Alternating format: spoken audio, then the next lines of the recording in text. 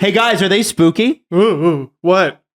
Your manscaped bits, are they spooky? Oh, Jesse's. Ew, I don't like If you that. want to have a fresh ball fall, I just want to let you know that this show is presented by Manscaped. Go to manscaped.com/dangle to receive 20% off your next purchase.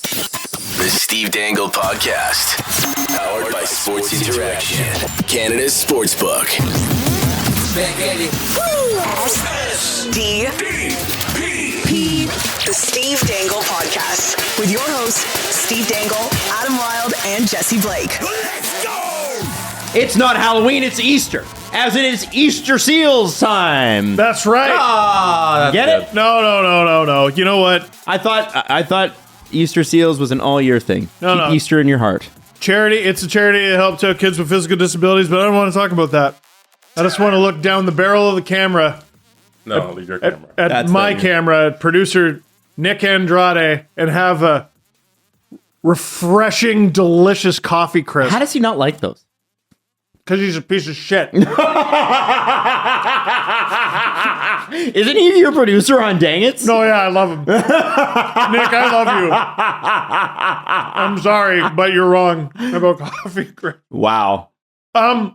Wow. Yeah, Easter Seals. All right, let's talk about it. What do we need to do? So, usually, you're accustomed to me asking you for Easter Seals donations for about 3 months. There's so much chocolate on the deck. Because it's wafer. What are you doing? I fucked up.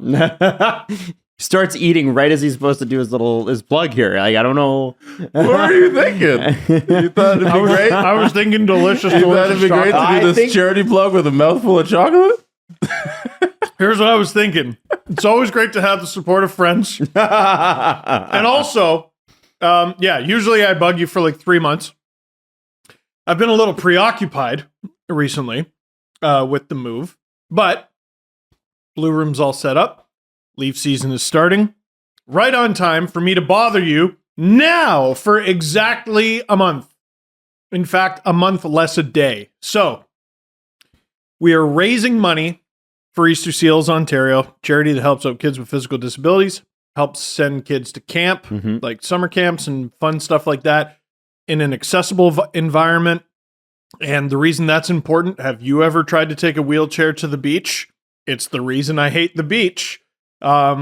Still to this day, childhood memories. And for those of you who are new here, my, sister has cerebral palsy and she uses a wheelchair. And you were an Easter Seals family. And we were an Easter Seals family. We got to go to the camps. Both my parents, myself and Rachel, and got to, play all sorts of games and memories that I still have today. Easter Seals helps out with equipment like wheelchairs, AFOs, walkers, stuff like that. It's all stuff that's enormously expensive. That's why it means so much to me. So, I guess we're going to have a link somewhere. Right in the description. For Rachel's Raiders. We're going to be raising money for the next month. November 10th at night is the deadline. So, get it in. There is no contribution that's too small. Easter Seals. Now, let's go. Adam and I are going to play in the tournament with you. It's been we're going to lose every game. Great. Well, yeah, obviously. Yeah. We're going to hold you back. But it's been a 2-year hiatus since we've played in the tournament. We did well last time you guys were there. Yeah, we won one game.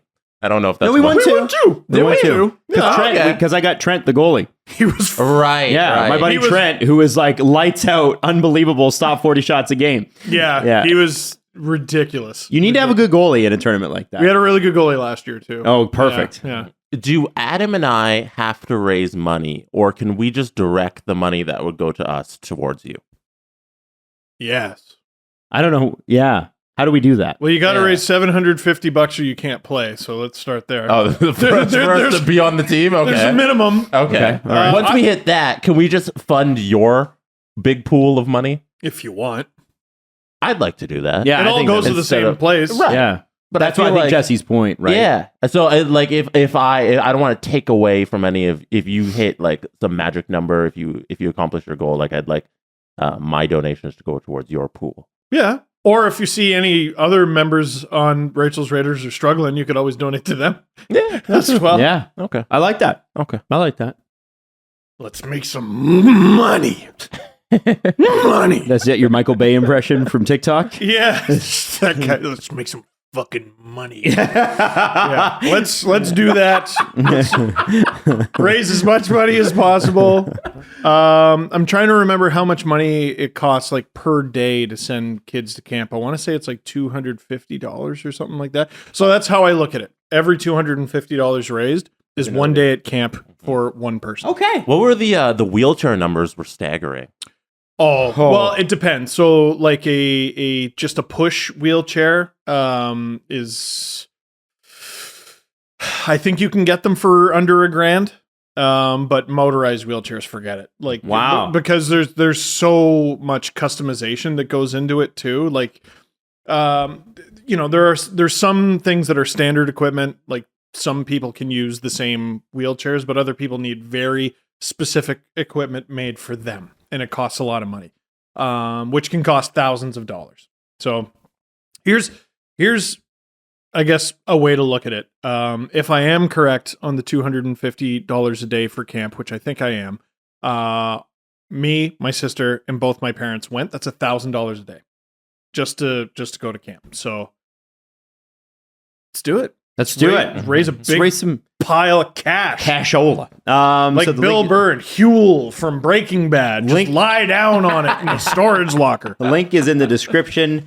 Hey guys, we had some NHL hockey last night. Yay! Great. Jack Eichel and his Peaky Blinders looking ass scoring his first goal. Did you see him walk in? And his Peaky Blinders He looking went ass. full Peaky Blinders on that. I'm like, Jack, come on, Jack. Well, that's 5 years ago. But he's got to be radiating hotness because there's a new young buck and his name is Philip Kessel in town. And look at that. Blue Jackets. The Vegas Golden Knights are undefeated with Phil Kessel in the lineup. I have to say, I don't believe Kessel even registered a point last night, but He did in our hearts. that Mark Stone goal with 26 seconds to go. What an absolute dagger for the Kings, right? Just because it's not like it's that. Does it matter that much in the grand scheme of things? No, because there's 81 more games and the Kings are going to be fine. They're a very good team, but it's the first game, and it's the first game. My initial reaction to the Kings losing was surprise. Like just in their body language, I'm like, you guys are a little too crushed right now. But we say They wanted it though. We say all the time the regular season doesn't matter. It very extremely does. Very, very extremely does. And if you lose your first game, you start on the wrong foot. There are games throughout the season that are, more important than others. Let's be honest. Game one. Well, game one against Vegas too. Yeah, you put a pin in the calendar, man. Like that's a team you're going to be battling potentially for the last playoff spot. Well, for third and fourth in the division too. Potentially, yeah, potentially. It's a big game, and Jesse just pulled up Jack Eichel, and you're right. That is Jack Eichel and his Peaky Blinders looking ass. Yeah, he was Peaky Blinders for sure. Wow. Yeah, the pocket square. Oh yeah. The I'm not saying it's not sharp. Sometimes just Is that double breasted? Is that double breasted? Is it double breasted? Yeah, under the vest, right? Oh, the vest is double breasted. Oh yeah. Yeah. He needed one of those like Winston Churchill, like one of those watches that are attached to the chain where you flip it open. Yes, very pretentious. Is the train running on time? And you put your monocle up. The locomotive. Of course. Now I saved the second game. Oh, okay. On purpose. Because I knew as soon as we got to the second game, the first game wouldn't matter. So I'm doing this in Tarantino order. I'm giving you the end first. Now I'm going to give you the beginning. And the first game of the night was an Eastern Conference Final. Oh no. Rematch. The Tampa Bay Lightning, 3-time Stanley Cup appearers, 2-time winners, versus Jesse's pick to win the Stanley Cup this year, the New York 3-1 winner Rangers. 82-0, baby! Let's go! Mika Zibanejad, 2 goals, game 1! Man. Let's go! Your screech voice is It's crazy. You know what's funny? They gotta hear me in MSG. I know Chris Kreider had over 50 goals last year, but in our 50 goal conversation, we didn't bring up Mika Zibanejad nearly enough. Easily. I think that Could be might that. make him the most underrated goal scorer in the NHL. Oh yeah, he could easily be in that 50 goal. Elliot Friedman Yeah. was saying that at the NHL Europe press tour or whatever they did, all the players there picked Barkov as still the most underrated player. They did that in Vegas as well. Oh, really? Yeah, they did. Well, and it just shows. So everyone was Barkov, and then we get to Morgan Riley, who has a bigger brain than most of us. Okay. And he said, well, I want to say Barkov, but I assume everyone said Barkov, so that makes him not underrated. Is that what Morgan Riley said? I'm paraphrasing. Oh, okay. Here. I haven't seen the. I don't clip think in that quite a makes while. him not underrated. If everyone says he's underrated, he's not underrated. Everyone like who? Everyone like 5 NHLers or everyone like the entire fan base? It's there's the a different whole league. The dude makes $10 million. Like, I think it's your just those- contract's not underrated. You're adequately compensated. doesn't mean he's not Your underrated. GM understands your value. I think that's a great start. Mhm. Morgan Riley's answer that wasn't Barkov was Zach Hyman. Oh. That's a good shout out to an old teammate. It's his pal. Yeah. And I mean, he probably, Craig, after those playoffs, I was like, maybe he's underpaid. Jesse, tell me you watched the Ranger game last night. I watched a good chunk of it, yeah, and it started off on the worst note you could ever start an NHL season off, where they had the referee welcoming everybody to the season in the most monotone, worst, cringy way. In are the we entire allowed to world. play that or I don't no? think so. We're not It's- actually. it's Okay, because from- I wanted to talk about that, and I just. It's from the game. Yeah. So I filmed it from my TV. So I was watching the game, and then they started it. I was like, did he actually just do that in front of the whole world? So then I rewound it and I filmed the segment, and then I saw it all over Twitter. So, but like, it was the worst way to start a season. As you all know, I'm an enormous wrestling fan. And there are certain promos that go down in lore as the worst ones. And his reminds me of Yip. Have you seen that one? No. So I think it's Mean Gene Oakland. It's, he's setting the guy up and you're going to kick his ass tonight, aren't you? And he, for some reason, wasn't prepared to speak for the segment that is exclusively him speaking. So Adam, here, set me up for my big wrestling match. Now welcoming to the ring, Steve Dangle. Yep. I'm gonna beat him up, and I'm gonna fight him. And when I fight him, he will be fought. and it's just a train wreck. It's just an I've absolute, not heard that. Oh, it's really bad. It's if you type in wrestling promo, yep, I'm sure it'll come up. That's what it reminded me of. All right, everyone, this is the time for hockey. What's better than this? Why? What was with that line? It's unfair to the official. Like, why are you making that? Well, poor yeah, man? bring out somebody who's like a celebrity or a former player. The Super Bowl did. They had The Rock. They had The Rock. Remember, he came out for the Super Bowl and he did that. Yeah. Oh, it was weird. It was kind of cringy as well. But at least it was The Rock. Can I Yeah. just say with The Rock, and I've been a Rock fan forever. That's There's enough. some stuff he does that is so cringe. There's some stuff he does that is so cringe. Like what Jesse's talking about. Like that. It's about grind. It's about power. It's about money. Yeah. Yeah, you didn't need to come out with a song. he didn't need to rap. You You didn't see need to be that a meme? rapper. You see that meme that's him in a tan shirt and camo pants in 4 different photos, and it says this is 4 different movies. Yes. Yes. We forget, though, one, he's a child actor star. The Rock? The Rock. Like, a lot of Dwayne his Johnson. A lot of his movies, like Jumanji and the superhero he acts movies. in kids movies. Yeah. Oh, okay. Like, though, that's I'm not his talking main about his movies, demographic. No, but his personality I was going to say off the ice, off the movie screen also lends to that in ways that it's cringy and it's a little corny, a little cornball. But he's a professional actor. He's a wrestler, and his main demographic is kids. Yeah. So I forgive him for that. And you know what? I was a kid when I started liking him, and it worked out for me then. Man, I had a T-shirt and everything. I loved The Rock, man. Rocky Maivia. Well, that was pre me getting into wrestling, but I saw him. I was there when he and Hulk Hogan faced off at WrestleMania. That was cool. That's your gold medal game. Oh That's my your God. I was there. I was there and I remember it. We were standing in our seats. It was so crazy. It was that was an unbelievable match, and he's amazing. And I will love him forever for that. But I got to say, like, there's sometimes I'm like, what are you doing, Dwayne? Yeah, it's renowned as one of the best crowds. You were part of one of the best crowds in wrestling. I was the best crowd. You were. It was me. You 12-year-old me. Where are you sitting? I was sitting. It was at Skydome at the time, it was Rogers Center. We'll get to the Rangers. Shut up. And it was like we were at the back in the bottom bowl, but at Rogers Center where there's no baseball field there, that's a long way away, right? Because it was in the middle of it, but like you're way back. Rogers Center for non-baseball things is It's crazy. Although they worked. built the 100 level incorrectly in that it goes too far up. It's about 35 rows, I think, to the back of the like 118 or whatever. That's incorrect. It's too much. Yeah. Also, they're taking out seats this year. They're going to make. they're renovating. They're doing a full renovation. I think they're going to bring it down to 45,000 rather than 55,000 people. Actually, pretty sure that's been the plan for a while, and they want to put in like like if you go to where the Marlins play. And I don't expect that anybody's gone and seen the Marlins, but I have. And because I do love baseball and I love a good baseball stadium and I like to like walk around the concourse. You saw the new stadium? The new one. Oh, okay, cool. When it was brand new too, like 10 years ago.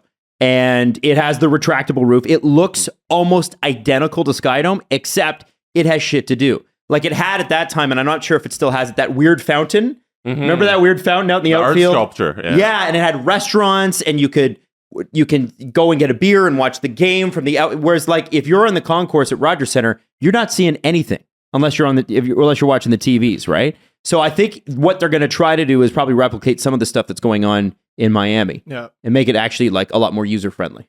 This is the worst anecdotal evidence ever, but there's an episode of Blippi where he goes to the Arizona Diamondbacks and they had Blippi night.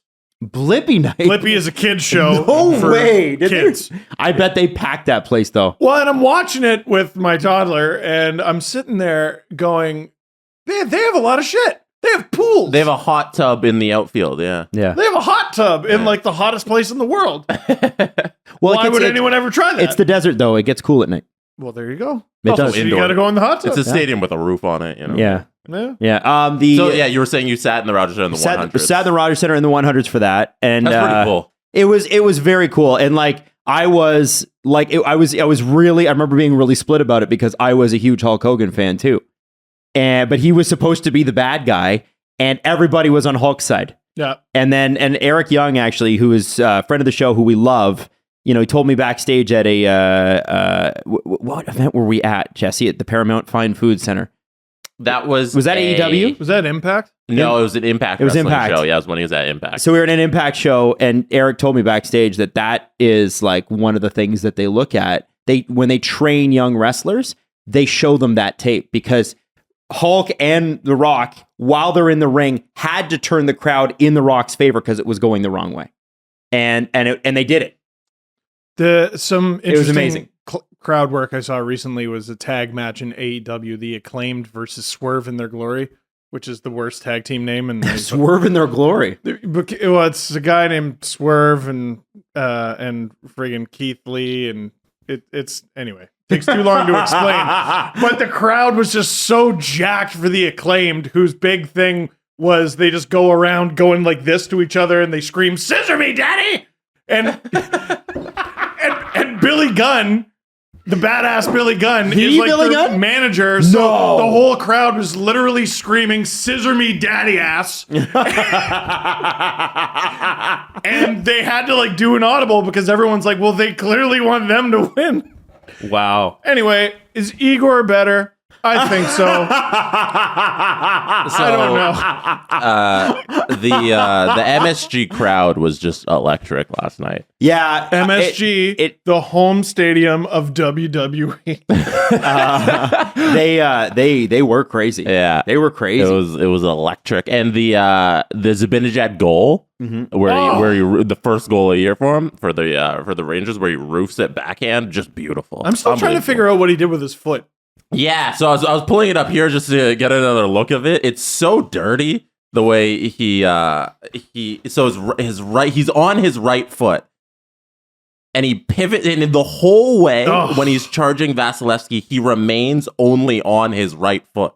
And then places the backhand perfectly. He like fakes with his left foot that he's going to put it down, but he remains up on his right foot. And while he's doing that, he's going forehand to backhand, and he roofs it top corner over the shoulder. It's beautiful. It was a beautiful start for Rangers fans, and I'm very happy for them. And it's a great start for the team on their way to 82-0. And uncharacteristic defense from the Tampa Bay Lightning. That goal should not have been possible. So they started really slow. The first period was uncharacteristic. Well, maybe it was kind of Tampa Bay Lightning, because it's what we saw in the playoffs, where they started slow and then just came back and won everything. Like if you guys remember, they were down 2-0 to the Rangers. Oh, in I that know. series. Yeah. And then they won 4 straight games. And it reminded me of those early games in that series where Tampa looked a little older on defense, where they couldn't keep up with the speed that the Rangers had. And even it was like 4 seconds into the game, there was a scoring chance where Stamkos was going back to his own net and he kind of fell down, and the Rangers had a little shot on Bassey there.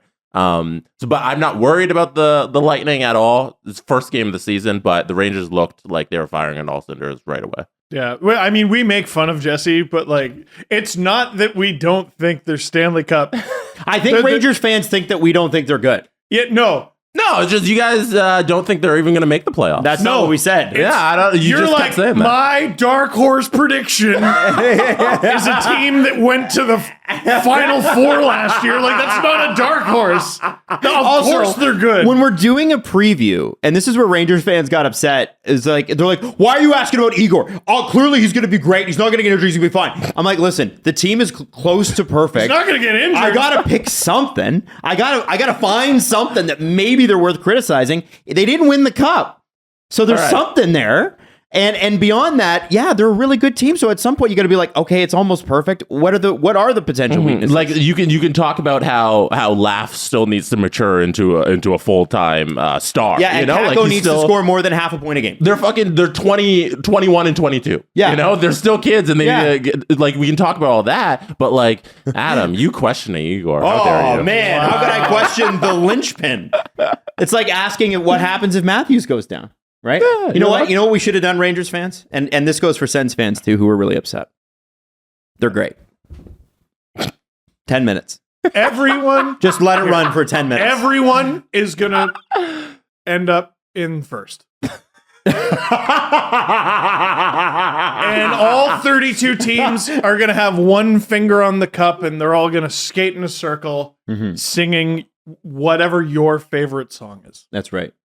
Actually, what Gary's favorite song is. And whatever your favorite song is, I got news for you. It's the best song. The It previews weren't about saying nice things about all 32 teams. It was about critiquing the teams and making predictions on how the season might go. You said something I mildly disagreed with. I don't know how to more clearly say I think there's like 4 bad teams in the NHL, and that's it. No, you didn't have the Ottawa Senators finishing second place. So good you're an division. idiot. You guys good even division. had the We had the Senators in fifth, both of us. no for the can't Rangers. remember where I had them. You had the Rangers as the second best team in their division. Yeah. Yeah. They're like, yeah, but Rangers fans are like, fuck the Canes. I don't even know where Carolina is. Doesn't matter. New York, baby. New York. And I agree with that. Like they're right, but you guys, Heartbeat of America. a little insulting. I know. too. Sorry, guys. They're all great. Hey, guys, how many goals do you have at the NHL level? None. Jesse, how many goals have you scored in the NHL? Ooh, 0. 0 goals. Yeah, 0. This may shock you, but I too have scored 0 goals. You didn't even have one? Not one. Not off like Not your, one. like your foot? I know. Dude, I asked Dubas and he said, no, you can't have another shot. After my first shot that he clearly gave me. When do we get to do the game? The game. How many people have to disappear from Earth for Steve Dangle to be a number 1 center on We're the not Toronto doing it Maple right Leafs? now. This is a lead into something else. But we are going to play the Steve game. and I had a 10-minute conversation before our show last week, and we determined we came up with a really good number. So we're not getting into that. we're not going to do it. We're not doing it right I now. want to do it. But how many people, like, if there are any mathematicians listening? How many people would have to be Thanos snapped off the earth? Yes. Yeah.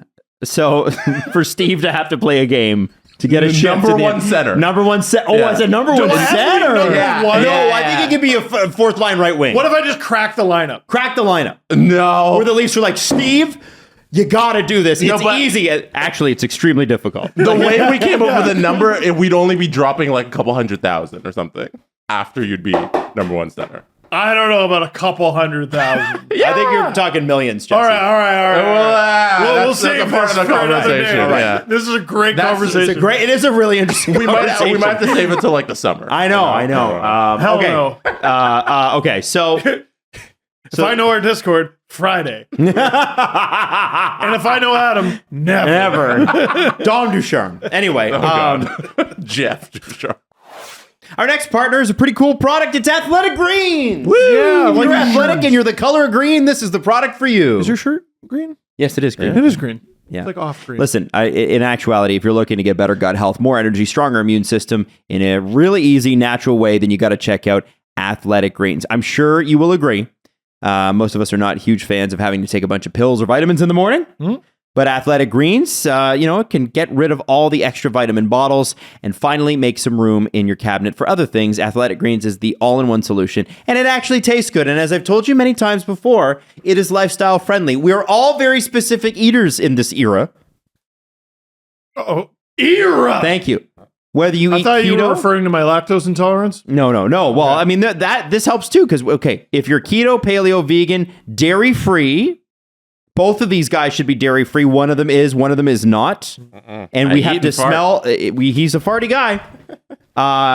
Athletic Greens will not make you that though. Also gluten free too. So it contains less than a gram of sugar, no GMOs, no nasty chemicals, artificial anything. It tastes good too. So here's what we want you to do. You can reclaim your health and arm your immune system with convenient daily nutrition to make it easy. Athletic Greens is going to give you a free 1-year supply of immune-supporting vitamin D and 5 free travel packs with your first purchase. All you have to do is go to athleticgreens.com, and the promo code is what, Jesse Blake? SDP. That's right, it is. Again, that is athleticgreens.com/STP to take ownership of your health and pick up the ultimate daily nutritional insurance. After years of fine print contracts and getting ripped off by big wireless providers, if we learned anything, it's that there's always a catch. So when we first heard about Mint Mobile and how it offers premium wireless starting at just $15 a month, we thought, okay, there's got to be a catch to this, right? But after talking to them, using their service, it all made sense. There isn't one catch. It's amazing. Mint Mobile's secret sauce is that they are the first company to sell wireless service online only. They cut out the cost of retail stores and pass those savings directly on to you. For those who just hate looking at your phone bill, Mint Mobile offers premium wireless for just $15. Mint Mobile gives you the best rate whether you're buying for one or a family, and at Mint, you can start at 2 lines. All plans come with unlimited talk and text and high-speed data delivered on the nation's largest 5G network. To get your new wireless plan for just $15 a month and get the plan shipped to your door for free, go to mintmobile.com/STP. That's mintmobile.com/STP. Cut your wireless bill to $15 a month. Come on. It's mintmobile.com/STP. The Sabres have signed a player with 0 NHL goals to a 7-year, $30 million contract. That is banana sandwich. And if you're wondering, just a hair under 4.3. 52 games total in the NHL. Now, if you look at the card that Dom put out. What's the player's name? The player's name is, Mattias Samuelsson. Now, if you're a Sabres fan, Sabres fans love this guy. They absolutely love this guy. And clearly, so does the organization because they're signing him to this sort of a deal. This is a Nikita Zaitsev deal. Yeah. And it doesn't mean that he's a Nikita Zaitsev player. I want to be clear because Nikita Zaitsev at least had scored 4 goals before the Leafs signed him to a 7-year contract and run a second power play. But there is upside on this deal. So first off, Samuelsson played all the major 5-on-5 minutes last year and looked okay.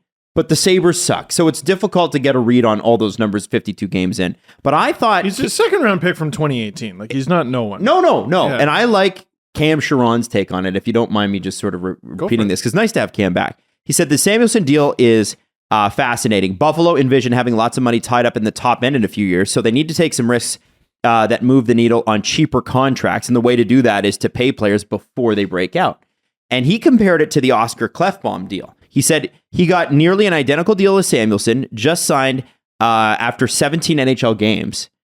Despite how frequently Klefbom got hurt, he said, I'd argue the deal worked out for Edmonton. Klefbom played pretty tough minutes, but he had a +1 relative Corsi, if you want to get into that sort of thing. And he said Samuelsson is at a -2% last year. So he said that's a huge difference, but it really didn't change after the Sabres injected Owen Power into the lineup. He said with Samuelsson, because he's so raw and hasn't broken out yet, you really have to trust your development staff. There's probably some internal disagreement with the Sabres over this move. And he said, lastly, one positive is that this management staff didn't draft Samuelsson, so they aren't really tethered to him. It's possible this is a move made with a clear objective in mind. It's also possible that they jumped the gun and made an emotional decision. And that's what, because I don't think anybody, nobody knows the answer to this, right? No. Klefbom is a good comparison, and that was a good deal. Like, people forget how good Klefbom he was amazing. Great player. He just kept getting hurt. Is he never playing again? He's never. It doesn't look like it. He might, but it doesn't look like it. Chris Johnston had a good comparable in John Klingberg, who signed a very similar deal at a very similar point in his career. At the time of Klingberg's contract, I think it's the best, or one of the best comparisons here. He was midway, 3/4 way through his first NHL season. So he was only about 50 games in when he signed that. But he finished that season with 11 goals, 29 assists, and 40 points. So he's more of a offensive defenseman, clearly. But it's the same strategy here. You know, Klingberg is, if this works out, and if it doesn't, it's Zaitsev. Sure, right. At the end of the day, Zaitsev is playing. And also, what's different about Zaitsev versus the Samuelsson deal, and this is to the Sabres' credit, is that Zaitsev's deal ate up a lot more of the percentage of cap space than Samuelsson's deal will on either the Sabres or another team come 2 years from now. Zaitsev was also 24 when he made his NHL Samuelsson's debut. Like 22? He's 22 now. Yeah. So the thing is that like when the cup goes up another 10%, and it will in the next 3 years, cap. Foreshadowing, Sabres fans. Yeah, maybe. When the cup goes up another 10%, it's just going to matter that much less. Yeah. And then it's a steal. Also, and if he's great 5-on-5, he's a second pair defenseman. Okay, great. Yeah. That'll be second. And like the Zaitsev thing, they're such different players too, I think. Oh, yeah. You know, and the age is a huge difference. I don't think contracts are too similar. Sometimes I like to comparing the players. Sometimes I like to start things and get a little under people's skin first before we break it down. And I know it pisses people off, but it's sort of funny. Like the guy has never scored a goal at the NHL level, and they just gave him $30 million. Yeah, and I know that's not his job, but also not even by accident. How many assists did he have? No butt goals. How many assists? 40? Steve, guess. 12 in his entire career. Yes, 12. Oh, well done, Steve. I read it in the car, but no, you're a car cheater. I check my phone before I park it and I get out. There it is. 42 games last year, 10 assists, and then 2 assists the year before. Yeah, and it's not like they're hurting for the cap space either. They got it. They do. The thing is with the cap space though, is it's amazing how quickly it disappears. And $4 million is not going to kill you, but it's a pain in the ass. Just ask the Leafs. This is also, I think, a sign that things are changing in Buffalo. Because this is a definitely sketchy move. It's a sketchy move. And we're not collectively dunking on the Sabres. Okay. Because Kevin Adams has earned a little bit of leeway. Keep going. I want to know what you think about that. Oh, I just think he's done well. I mean, what is the assumption with any move the Sabres make, or what was it? Tearing it down prior to the Jack. Tearing it down. Not just tearing it down, but they're going to do it shitty. Oh yeah, they weren't good. They locked this player up. Guess they're bad. Well, like, and the last one that they really signed to a big deal was Jeff Skinner, and that did not work out well. That deal stinks. Yeah, and the Okposo deal before that. Bad luck there with some injuries and things like that. And now he's the captain, by the way. And now he's the captain. But yeah, if you look at the Eichel trade, obviously that's worked out really well with Alex Tuck, and then you've got the Ryan O'Reilly trade with Tage Thompson. But another risky deal to that point, Steve, is Tage Thompson. Tage Thompson, by the way, scored 65% of his career goals last year. Yeah. His career high in goals before last year was 8. Now he had 38, and then they signed him to a contract, which pays him about $7 million a year. Isn't that wild? Don Granato? The extension came down this morning. Oh, for the coach. Yeah, Don Granato. Like, it's kind of a nice time to be a Buffalo Sabres fan. Finally. Finally, for the first time since 2008. And you know what? If you're a fan of great hockey, then you should be a fan of Sabres hockey being good.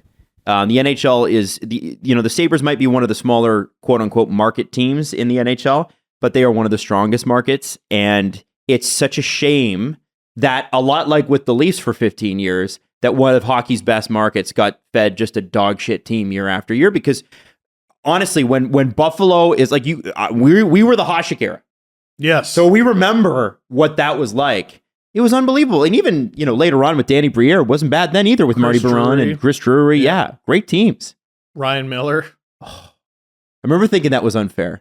How do they have Hasek and they go to Baron and then Miller? It's a little bit Rangers going from Lundqvist to Shesterkin. Yeah. Which is maybe even a juiced up version of that, but a Hasek to Miller. It was just, I don't know, 20 years of you go to Buffalo and can't score? Mm-hmm. And they played that smothering deep. They were the other team that made hockey boring, because the Devils were the team, right? They clogged you in the neutral zone. So did the Sabres. And they never get any, Mike Pekka. Oh, can't wait you just pick up the remote and you go, can't wait to be in a bad mood tonight. Yeah, I'm going to hate this. I'm going to hate this. Win or lose, probably lose. I'm going to hate this. It doesn't help that the Leafs didn't friggin' win. Ever. Even when they were good. Didn't they have some ridiculous record against the Sabres? The Sabres always killed the Leafs. Awful. And they'd always do that crowd shot at the beginning of the game. Oh, lots of Leaf fans in attendance tonight. And then just depression. And none of them are going to leave their seats once. Yeah. They're all Buffalo fans, they got a lot to be happy about. And I don't like the bad teams who win when the season's over thing, but the Sabres did through March and April go 16-9-3.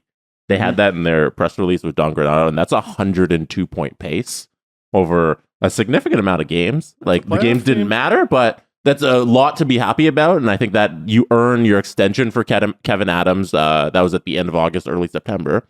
And then Don Granato now gets his. And then all these players are getting their money as well. There's a really good core to build around there in Buffalo. And a little shout out to noted Alan Walsh client, JJ Peterka, who signed an entry-level deal as well. He got his entry-level deal. He's 20 years old. So good player, man. Send him a hat? We should send him a hat. Noted Alan Walsh client, JJ Peterka. Now, here's your trivia question. What does the JJ in JJ stand for? JJ. No. They're actual names. I'm almost positive the second one is John. Okay. He's German, right? I don't know.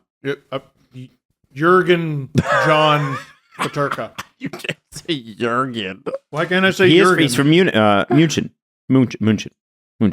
Yeah. München. That's a place.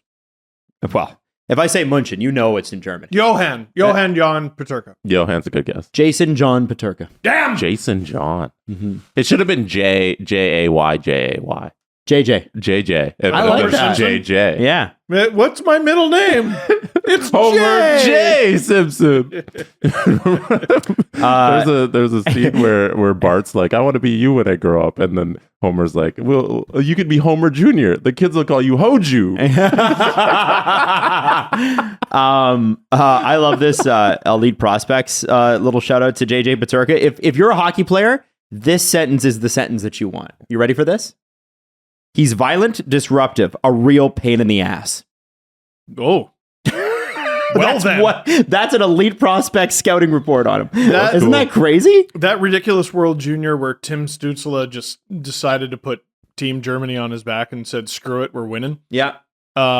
He did have, I'd say his number one foot soldier was JJ Peterka. It wasn't just a one-man show. It was a 2 or 3-man show.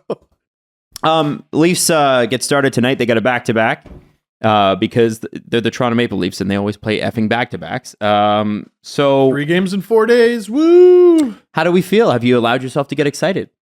Yeah, LFR won tonight. Yeah. Hey. And I get excited for the most exciting things. I got new light bulbs in the blue room. I don't know if you saw the roster preview. I thought it looked good, except everything was yellow. It won't be now. Everything is much brighter. Got those dentist office bulbs. Don't you worry, everyone. It'll be nice and shiny. Game 1 of the season or LFR one of the season. I always hate it. Why? I always hate it. Because I always feel like I don't know what I'm doing, and I've never done this before. Are you just a little out of practice? Is that? Yeah, I'm 100%. Is every season just a little different? Yes. And you're going to be in a new space too, and that weirdly enough does sort of scramble things. And I'm going to have more space to play with, so maybe I will go running back and forth more. Also, I'll be out of focus less because on Friday my monitor is arriving, so I don't have to look at the little viewfinder on the camera to see if I'm in focus or not. Cool. So that's going to be really neat. Like that. And then Things you should have had decades ago. yeah, shut up. And I'm just really excited for seeing the team hit the ice because it's funny. Like JD Bunkus this morning on the radio, I did a hit with him, was talking about how there's like no buzz for this team. It felt like that last year too. Mhm. It feels like there's more buzz than last year. Last year, everyone was very upset. This year, it's a little better, and there's no buzz until they play. I also think they play, I also think it'll be a people are huge deal. relaxed. I would say that there's a relaxed feeling because people were sounding alarm bells last year at this time because it's like they just fucking lost to Montreal. Come on. I know they went to the finals, but come on. one. That was a bad And it one. wasn't that they had lost in game 7. It was they'd lost 5, 6, and 7. Brutally. So it was that part of it. That part of it was concerning, and I think the team that we saw last year is the best team in Leafs regular season history. We saw the best player in regular season history for the Leafs in Austin Matthews. He's the best player that's ever played for the Leafs. That cemented it. And then you have them lose to the top team in the division in 7 games, and it comes down to 1 goal. Top team in the division that finished third. Yeah. Well, I mean, top team in the division because they went to the finals. I know. Again, No, like but- 2 years in a row, they've lost to the Stanley Cup final, eventual Stanley Cup final team, right? Yeah. So it's Now, Montreal's a little different. Three out of 4. 3 out of 4. Yeah, Boston too. Boston in Right. 2019. So, I think that there's a little bit more. I think realistically, there's a lot to be excited about here. But I think it's people are just kind of like, I'm going to enjoy this. I think you should. You should enjoy the regular season. There's great storylines. And like with the hype thing, the timeline of our lives is also kind of screwed up because last year was still a full COVID season. We had canceled games last December Or and delayed, yeah. fans were banned from the building again for a number of weeks. And like going into last October when the season was relaunching, there was still a risk to go to a stadium. Mm-hmm. People didn't want to be in crowds still. So it was a completely different environment. It wasn't the same world that we're living in today. So I think you need to take that into perspective as well when you think about like the hype from last year to this year. Yeah. Mhm. I want to go to a game. I don't want to think about it.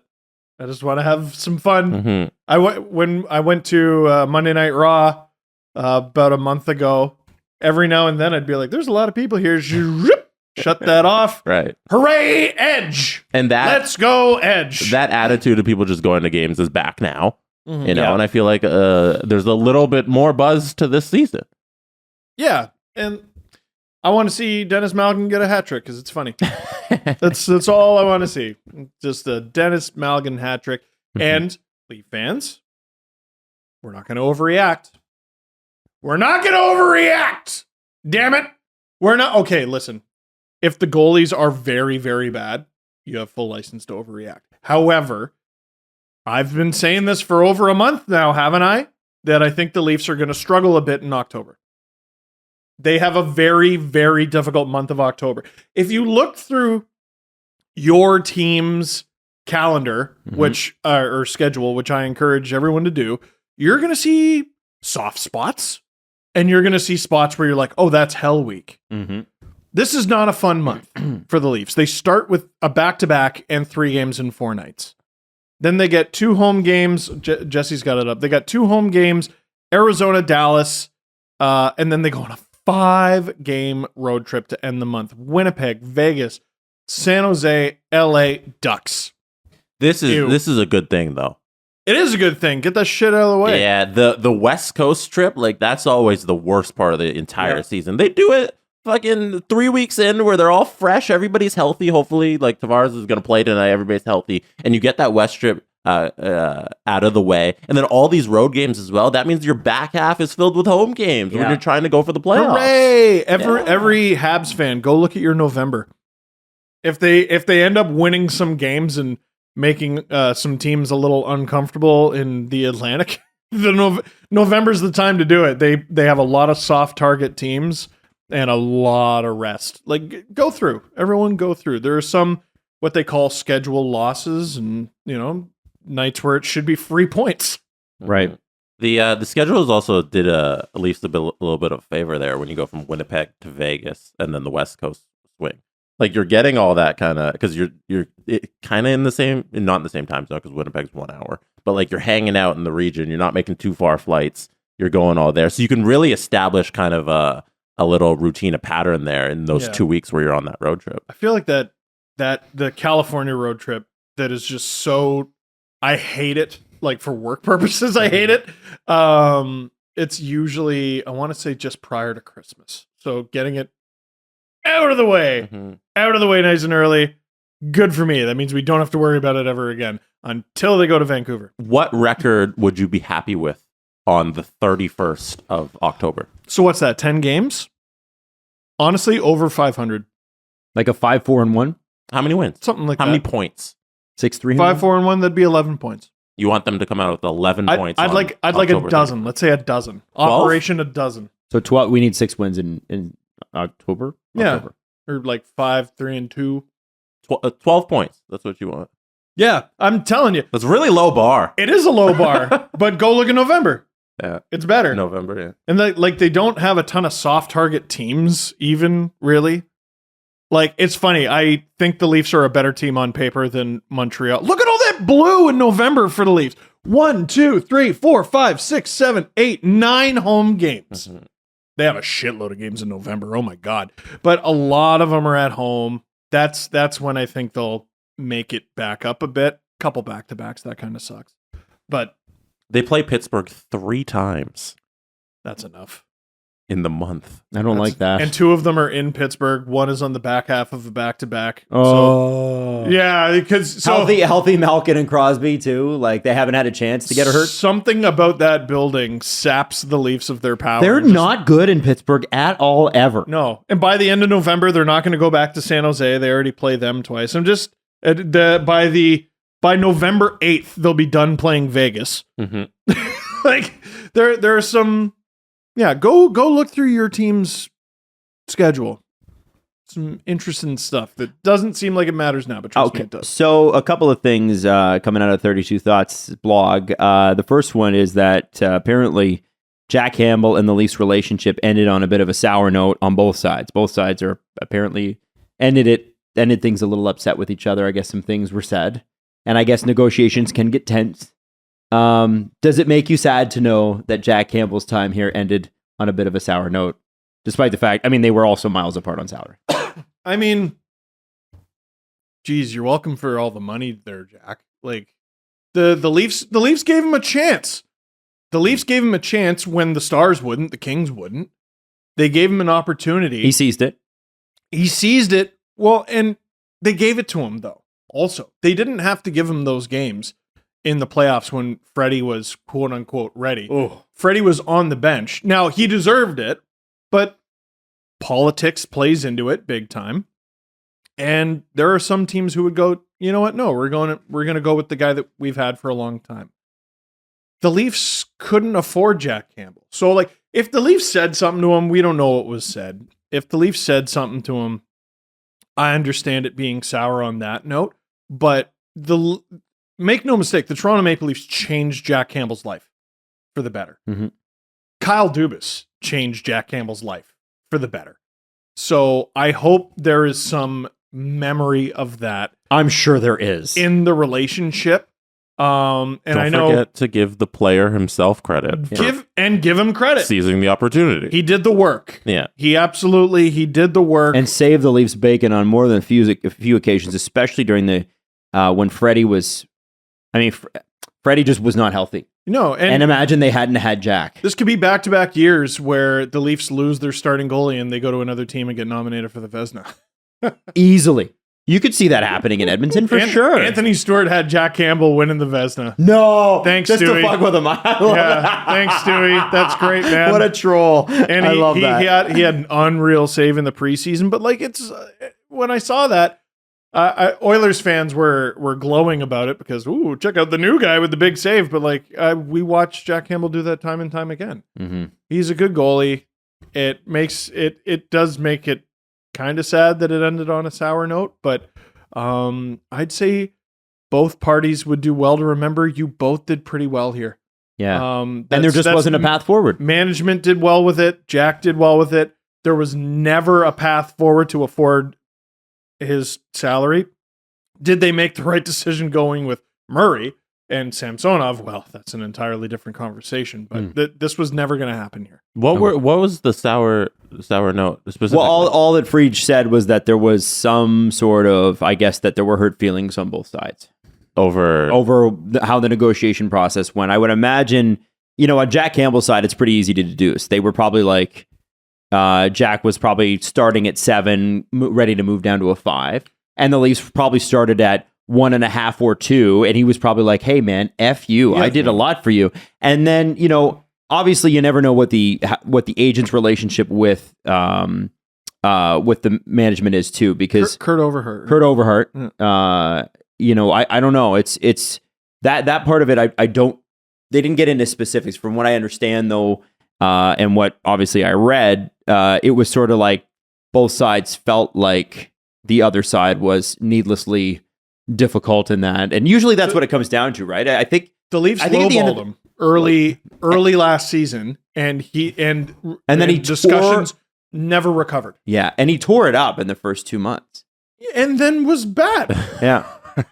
Oh yeah. No. I'm not disagreeing with you. It's just I just because if there was any other player, I'd be like, who cares? But it's Jack Campbell, and he's so sweet. You love Jack Campbell. Yeah, just want to pinch his cheeks, man. So it's a bummer when that happens. You got a starting goalie for like a 3rd round pick. Like I don't know. I would like both parties to kiss and make up, because I'm sure they will. That's a little silly. Sonny Milano still does not have a job as of today, and you remember Sonny Milano had 50 points last year. Yeah, he also chose the wrong team. Yeah, why Calgary? He went to a place that didn't have the money in the end of the day to sign him. Right. For the number that he wants. Calgary only has $1.1 million in projected cap space. Like, they didn't have the budget after they made all their extensions and everything. Also, I would say too, do they have a spot for him? Their top 6 is their top 6, man. There was a Leaf player years ago who made a mystifying decision. I was talking to someone about this. Remember Jeremy Williams, the legend of Jeremy Williams? Mm-hmm. You have to tell. I remember him, but what's the legend? For 3 consecutive years, he played 1 game per season in a call-up and scored in every one of them. And then I believe in his 3rd or 4th one, he got called up, scored again, and they're like, all right, you know what? Let's keep him. And I think he even got a look with Sundin. I remember that. He played for a while, and I want to say I was at the game versus Atlanta where he hurt his knee. Curtis Joseph won that game in overtime. But he left the Leafs, and, okay, so you're having a hard time cracking the Leafs lineup. They're a middle of the pack to bottom of the middle of the pack team at the time. So where do you go to crack the lineup? Which team do you sign with to go and get an opportunity? He signed with Detroit. And they were good. They were going for cups. That's cup-winning Detroit. They were literally cup-winning Detroit. And I was talking to someone in the organization, and they were just like, Jeremy, what were you thinking? Can I give you some numbers? Yeah. So he spent those years with Toronto from 05 to 09. Like you said, plays 1 game, plays 18, plays 11. Can't crack the lineup, can't stay up there full time. His 11 was good. Yeah, 11 was pretty good. 5 goals, 2 assists, 7 points. That's great. Like you said, he goes to Detroit. Can't make it because the lineups, they're stacked. It's the 09-10 Detroit Red Wings. Grand Rapids Griffins. In the AHL, he puts up 32 goals, 31 assists, 63 points in 77 games. He dominated the league. It's just their team's too good. Is he still playing? There's a lot of green. On Yeah, the he's 38. He's playing in what's Dell 2. That's the German second league. Yeah, he's Good for him. played 3 games already this season, 22-23 season. So yeah, it's a weird decision. Like this, it's a perfect example for Sonny Milano. It's why Calgary, there's no spot for you, and Jeremy Williams, where are you playing in Detroit? Like Sonny Milano's an NHL player. Oh yeah. Oh yeah. And if he can't find an NHL job, it's strange. Well, so then my question becomes, why not look at a team that needs to score goals? And the first team that comes up to me is the Buffalo Sabres. So I was thinking about them too, because you know what else they have? Like 20 million in cap space. Yeah, but okay, even at this point, if I'm the Sabres, I'm like, it's $1 million or don't show up. Because I don't care. No. I think is worth more than that. I think he might think he's worth more than that, but if he was worth more than that, he'd have got it. I think he screwed up. I think wherever he ends up, he might have to sign for league min. Oof. Dude, Anton Strawman Yeah. just got $1 million from the Bruins. Yeah, but he's got a resume. Milano's got, Milano's got. and I'm not saying Strawman. do I'm we not put saying that too was much- intelligently put into Strawman. I don't think that was a. No, but would we have talked this vehemently about Milano all summer if he hadn't scored that goal? He's still scored 50 points, Steve. Yeah, but he also scored one that was really good. And that's why we talk about him. Would we be talking about Marek Malik ever if he didn't score the shootout Would goal? Jack Campbell have gotten the 5-year contract if he hadn't won 12 games in a row to start a season? Well, probably not. Probably not. He probably isn't the Leaf starter last year. I think we have to give Milano a little bit more I credit. think so. than I Zegras think so pass. too. You know? And listen, and it was an amazing goal, and that's super cool. There are very few players even in the league that can do that. Well, and now, like, there's games. Teams are playing. I know. So, like, I know. he might be out of time. Well, and this is what I'd be doing. If I were him, I'd be looking at teams like who needs scoring up front. I mean, the Sabres don't even look that bad. You've got on the wings, Skinner, Jack Quinn, and the top 2 left wings, and then Olsen and Tuck on the right.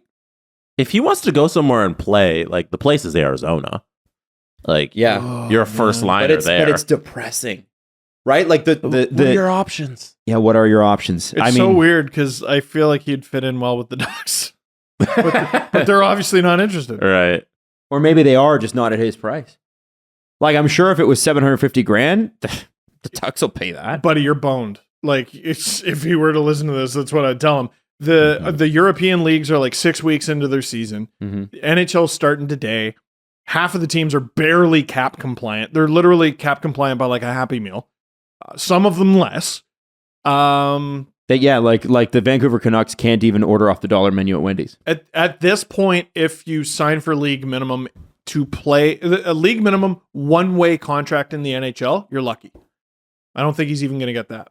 It's funny because we see these situations play out in July, but by like the 3rd week, we see the free agent give in. We saw it with Klingberg this year, where he goes to the Ducks because he's like, I want a long extension. And then 3 weeks pass and nobody gives it to him. He's like, fuck, let me take this 1 year. We saw it with Taylor Hall, who's really screwed up his negotiations and had to take that 1 year in Buffalo. And Sonny Milano, nothing was sitting there and he never kind of gave in. Like, I don't know if anybody offered him whatever, the $1 million, but I assume somebody would take him. Right. And he refused to take it. He does this PTO with Calgary and he screwed himself. Like one-dimensional. Calgary's an odd one. One-dimensional guy who can score. Like, dude, there's tons of those guys.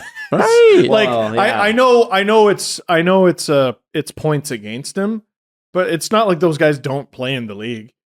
It's not like those guys aren't needed. He will find a job somewhere too. But here's what's put him behind the the eight ball minors. too. He was he'll play in the NHL this year.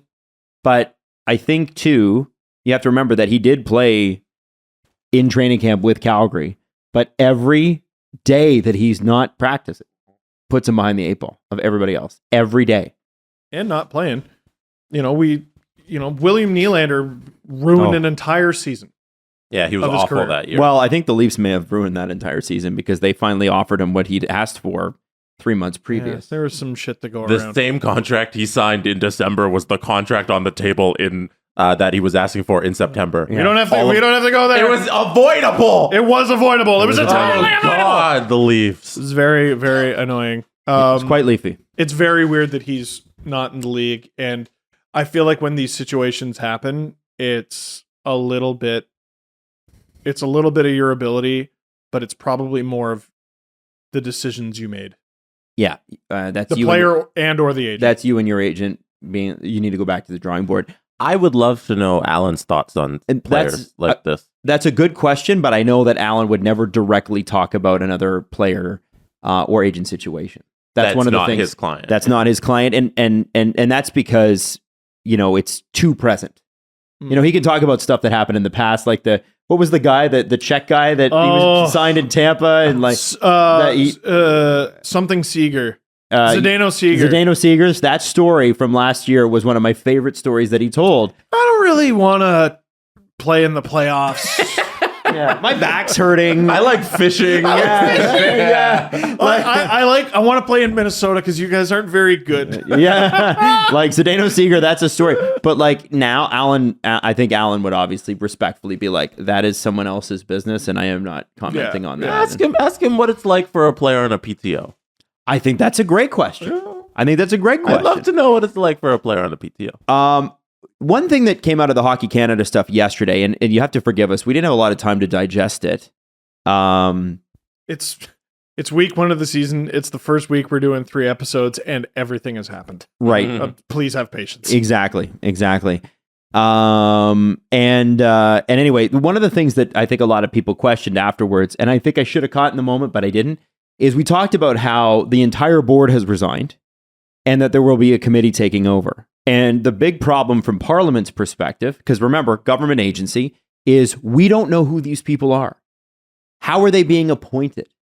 How are they even going to be, like, are they going to be vetted? Are they veterans from within the organization? Because that's a problem. And then the other question, and I didn't think about this, but Rick Westhead brought it up on TSN this morning, and I think it was really a super, super Rick Westhead, right? Just so adept. You go, why didn't I think of that?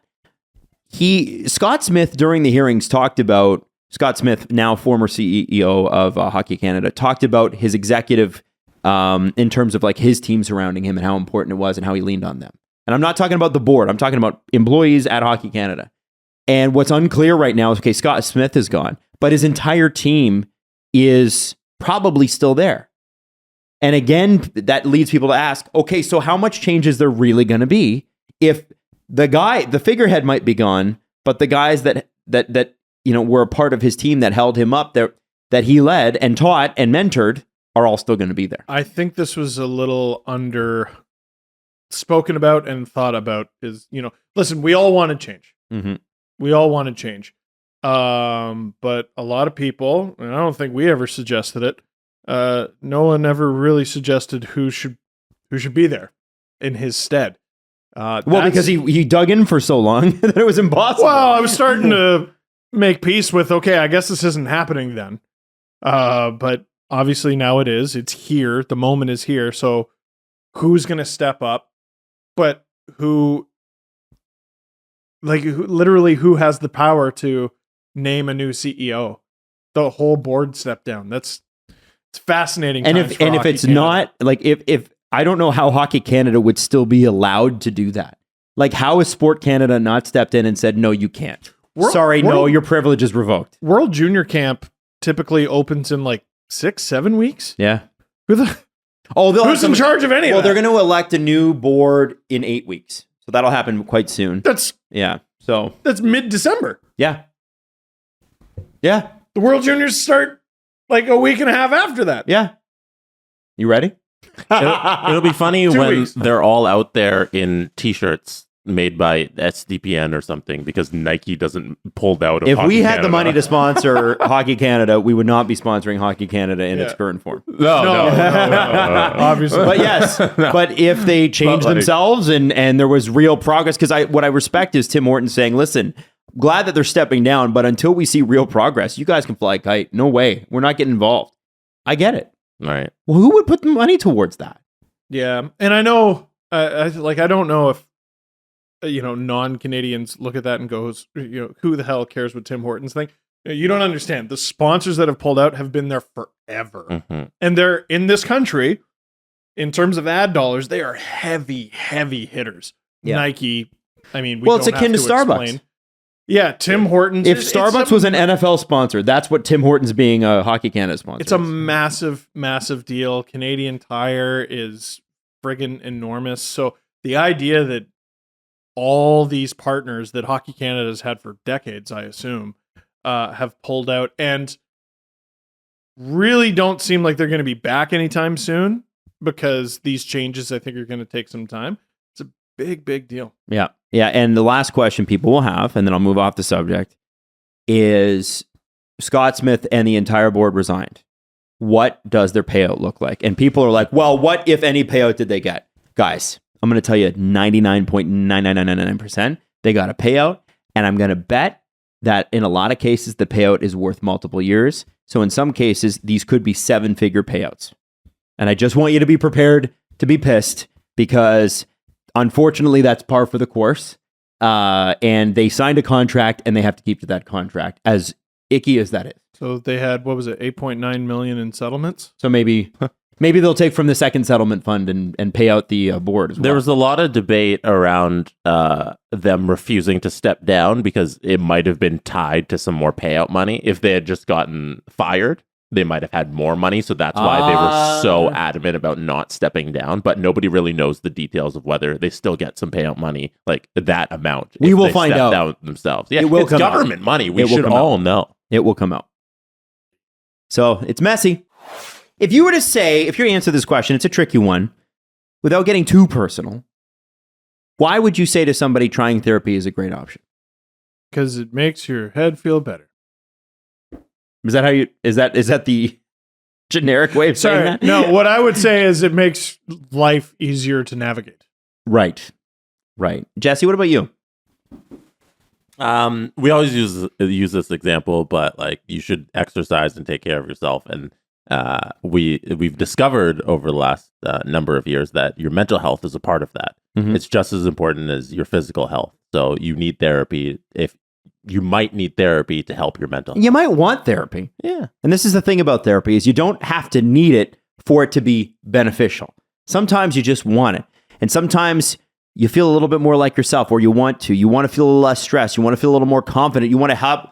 I mean, God, who doesn't have tricky family situations that they need to negotiate? And, you're trying to figure out relationships that are 40 years old. So here's what we want you to do. We want you to check out BetterHelp.com/SDP today to get 10% off your first month. Remember, BetterHelp is a great option. It's convenient, it's accessible, it's affordable. You can get matched with a therapist after filling out a brief survey and switch therapists at any time. When you find somebody that you vibe with, then you'll want to stick with them. It's BetterHelp, better, BetterHelp.com/SDP for 10% off your first month. Guys, I've asked you this before. I'm going to ask you again. Are you taking care of them?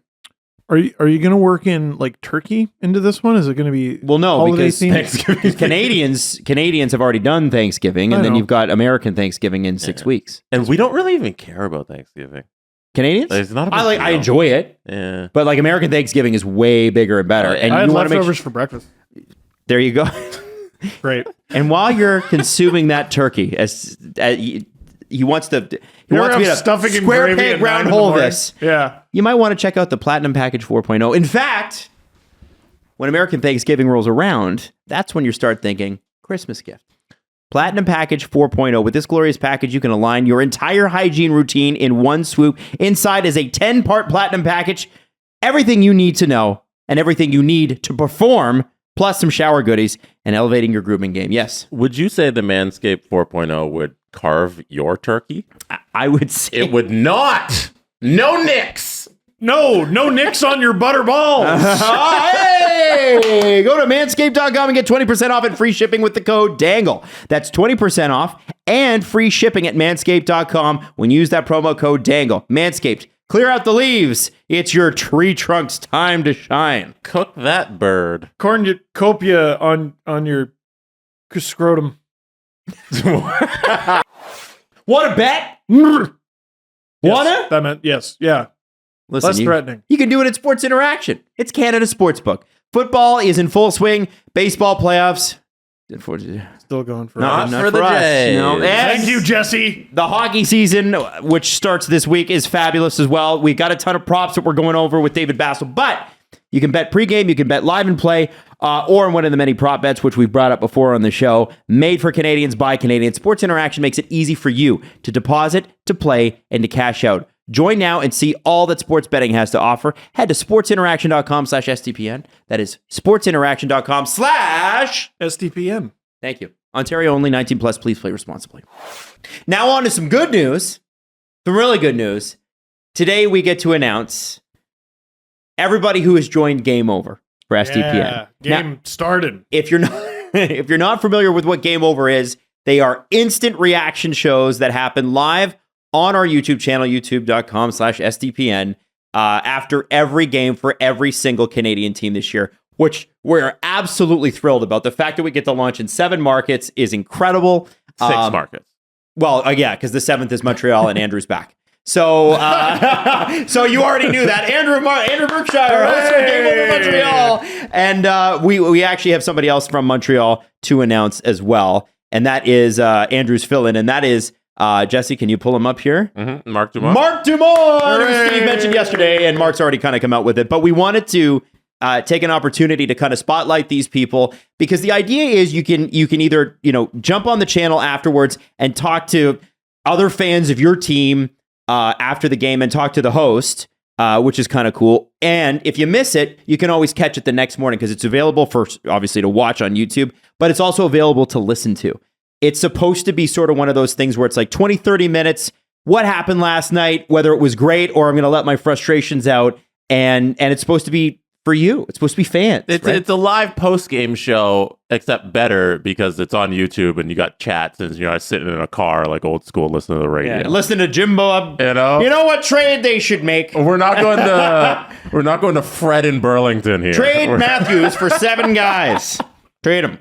Should trade him. That's what I remember when the McDavid draft. I heard that caller. Not a bad idea. Who was like, you should trade. If the Leafs get the first round pick and they get McDavid, they should trade him. And the host was like, for who? And he's like, well, you could get 6, 7 players for that. And the host said, are they any good? Any of these players? So anyway, starting in Vancouver. Shall we start in Vancouver? Because we've just done Montreal. Mm-hmm. Our first host is somebody named Kaya May. So Kaya May, big round of applause for Kaya May. We're going to put out a whole bunch of player cards.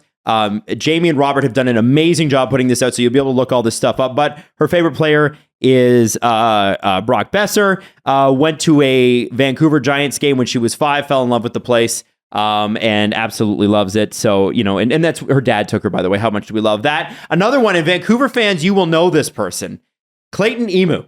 Hey. Or Clay Emu, if you know him. Hey, Clay. And I know he goes on Securus and Price all the time.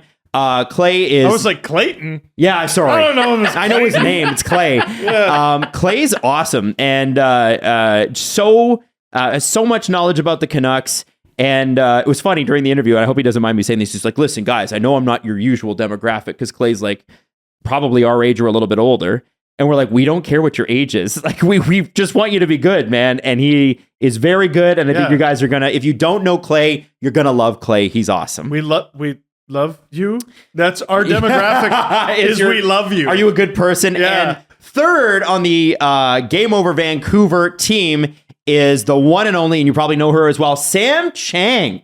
Now, Sam also hosts a podcast with Julian McKenzie on this network. It's not on this network, but Julian is of this network. And Sam also is on the broadcast as well. So, like, she's busy, and also, I believe, a lawyer full time. So, just had a baby too.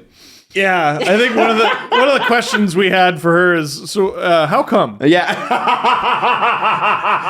You could be doing so much more. You have time for this? She goes, yes. And you go, okay. She got it. So. Yeah. Patrick Waugh. So on our player card, it says favorite player, Patrick Waugh. Yeah. No, you must like a player for your favorite team. Or no.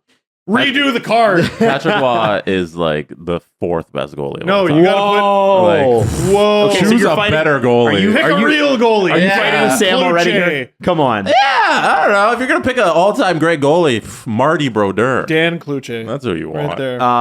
And Marty Brodeur. Anyway. What? Marty Brodeur. Come on. Let's go to Edmonton next, Jesse, shall we? Sure. Okay. Bringing on our first one, Zach Wheel. Let's give a round of applause. Zach Wheel, his favorite player is Leon Draisaitl. And that's kind of surprising because Connor McDavid is in the same city. But, sometimes you got to be different. There's something about Leon. I get it. Oilers fans, I get it. There's something about him. He's grown on me. It's just a little bitchy. He's just No, what did Maddie call him? snippy. Snippy. Or no. Pissy. Pissy. That's it. Just call him bitch. I'm just making fun of the Edmonton media for that. Come on. The next one up is Avery. Somebody you know, and we know. We've known Avery for years. It's Avery Lewis McDougall. We're so excited. Hooray. Another Avery, guy with 45 jobs I that know. we wanted to make 46. and we're like, are you sure? And again, he said yes. So there you go. He's been working hard, man. He's been around it for a very, very long time. Known him for a long time. And lastly, on the Edmonton team, Dennis Lee. Dennis became an Oilers fan during the 05-06 Cup run. He said, I would spend hours playing street hockey, emulating hometown heroes like Fernando Pisani. Fernando Pisani was really amazing. Dwayne Rollison, though, long may he live. He was the best. Absolutely. And also, I love that he started in Calgary and almost won a cup in Edmonton. That had to feel good. Dude. Going to Calgary next. It's our same team from the playoffs last year. That'd be Peter Klein and Audie James, who we absolutely love. And they're excited to be back. They did a great job during the playoffs run last year until Edmonton destroyed their dreams. Peter Klein, who does Movember all year long. That's right. All year long. And Audie, who just got engaged. Congratulations. Oh, yeah. Audie. Yeah, that's right. Yeah, way to go, Audie. Really excited about, we'll move forward to Vancouver here. No, we did Vancouver. Just did Vancouver. Not Vancouver. I meant Manitoba. I meant Winnipeg. Vancouver of the prairies. What? I don't know what that means. We're going to start with Mike Bernard, whose favorite current player is Mark Scheifele. Boo! Is there anything better than hiring Mark Bernard? No! No. There isn't. Next on the list is Liz Howe. Wait, tell us something. Oh, okay. sorry. I guess Okay, Scheifele, okay, Tell yeah, us something about Mark. Is it a true about classic Mike? shirt? Anything It else? might be a true classic looks like shirt. it. Looks good. A favorite thing about Winnipeg for him is it's the best beer in the country, the warmest people, and the loudest arena. Interesting. Now, people from Saskatchewan are going to have an issue with the best beer thing because they've got that Pilsner thing going on. Well, right? I will be happy to be a judge and test all of the beer. I will test it, and we will figure it out. Man, David Juracek's dad actually at the draft last year. I guess we're allowed to tell this. We had some beers with him. We're allowed to tell this story. I didn't know this. Pilsner comes from a city called Pilsner. In the Czech Republic. In the Czech Republic. I did not know that, yeah. And so at the bars in Pilsner, the beer is fed to the taps directly from the brewery in underground pipes. Love that. Isn't Love that cool? Love that for them. I thought that was neat. It's unbelievable. It's a great story. Yeah. What a place. So sick. Must go. Liz Howd is our next big game over host in Winnipeg as well. Favorite player currently is Pierre-Luc Dubois. For how long? Who's to know? We'll see. Maybe. Oh, that's going to be a sad one if she has to do the game over after he's traded.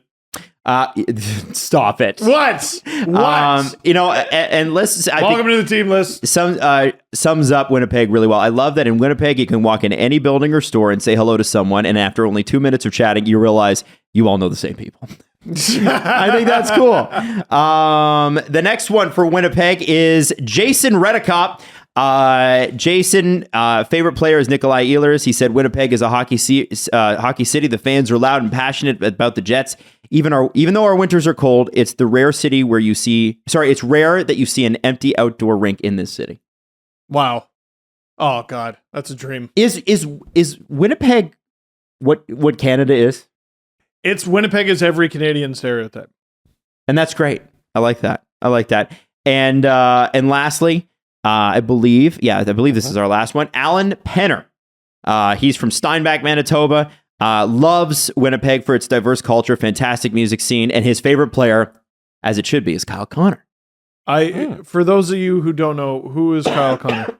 He's 40 million goal scorer, Kyle Connor, to you, sir. Well, soon to be 50 million. And two things. Jason, Alan, and Mike, they're most likely going to be a team. Yeah, usually. trio. Trio. They're all buddies, so they're probably going to be a trio for most of the time on their game overs. And you're missing somebody else for game over Winnipeg. Who am I missing? David Bastel. Oh, stop it. David's not coming on. Yeah! Go Jets. Jets! Dave Bastel. Go Jets! He is. Congrats, Dave. You got another job. Here's another one. Just throw it onto his plate. He's not. Maud's going to kill me because I know I'm going to pronounce her name incorrectly, but for the Ottawa Senators game over, Maud Schlobucher. I would say show blocker. Favorite thing about Ottawa is everything except the winter weather. True, because it is cold. It does get cold. Yeah, but then you can skate on the river. I know. You know, okay, so my wife went to university there for 4 years and never skated the Rideau. Sorry, who? My wife, Natalie. That's I have a wife now. I'm not surprised. No? I don't think my girlfriend also went to school in at Carleton, and she didn't skate there either. No? I feel like it's a thing people don't do in Ottawa. It's Is so it romantic. a tourist thing? Yeah, I feel like it's a tourist thing. I It's said to her, not. I'm like, no. no boy took you on a date. I said that'd be my first date spot.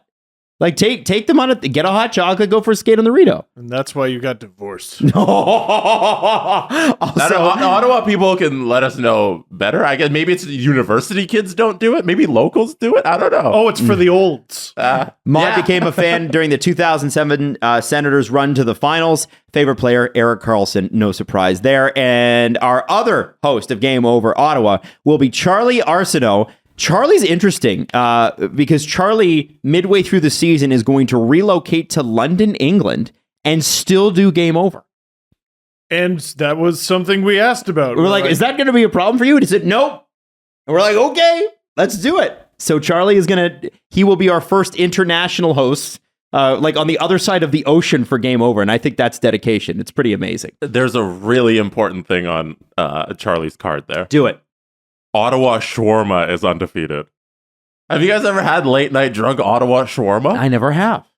We didn't get shawarma when we did our live shows. There, No, did we did. We did go out and drink too much, but we did that with a bunch of. I'm sure if you were at the Halifax. Panago Pizza show, and I don't think so. no, Oh, Well- shawarma.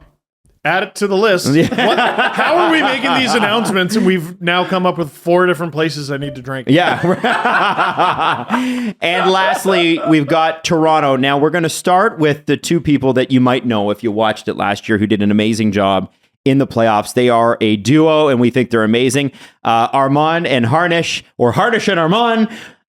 They are fantastic. We can give them a round of applause. Welcome them back. Hooray. So our other Game Over Toronto host, Rahaf, was unable to do it this year because she has, a lot of work, commitments, and that sort of thing. So we were sort of bummed to see her go. Life. But A it lot of does, life. yeah. But it does open up opportunities for other people, and we're going to start with Lauren Williamson, who's got 2 favorite players. That's Morgan Riley and Ty Domi. Ooh, Ty! big theme of Morgan Riley, and I'm guessing Lauren likes fights. Yeah, and Lauren says her dad introduced her to the Leafs when they were 4. Haven't looked back since. And Regrets. again, that's what we all did to our kids, and it's bad. We shouldn't do that. We should want better for our children. But, And yet- and yet here we are. The other one is Fawad Suleiman. We're so excited to mention Fawad. He's got great energy. Favorite player, Austin Matthews and Nazem Kadri. And he said, favorite thing about Toronto, proximity to the Leafs and Raptors game, an insane amount of food options. He's from Wood Bridge. That's right. And I love his picture. Yeah. There's not a lot of jobs you could apply for where you're like, please use this as my staff photo.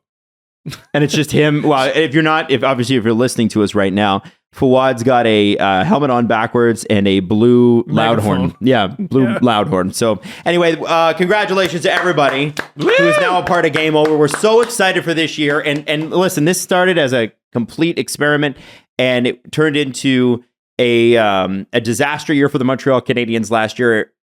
Andrew stuck it out, and it's funny because it people started to commiserate around Andrew's show. Like even Leafs fans and Oilers fans would be like, "Hey guys, Just thought I'd check in. Been there before. Oh, every episode he was Randy Marsh at a baseball game. Just, I didn't hear no bell. Like everyone's like, when's he gonna quit? No, I didn't hear no bell. And I know that's Randy doing Rocky. I don't care. And hey, if you applied and you didn't get in, just know we had hundreds of applicants. What do we? It was over 300. No, Was it three? that much. Oh, it was okay. It was over over 400. No, You said at very least it was over 200 probably. I don't have the so tally. it was a lot. The numbers were combined from like overtime. Oh, I see. You know, so it was a lot. I don't know the actual numbers. Yeah, It I was mean, a lot.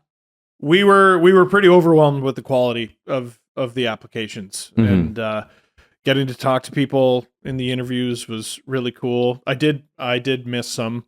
You guys and Andrew were. I missed the animals. last day of interviews, so I missed a couple interviews as well. But I was there for Yeah, no, I think that lends to my theory that, you know, when the puck's in the corner, you guys aren't going to dig it out. Wow.